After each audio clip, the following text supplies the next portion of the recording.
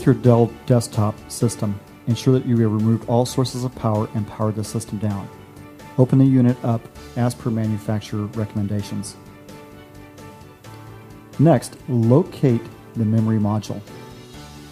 Depress the tabs on the outside of the module and simply pull the module out. Next, install the memory.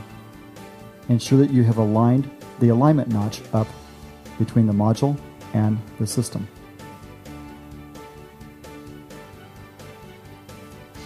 Now you may close the case, reinstall all power, and power up your Dell desktop system.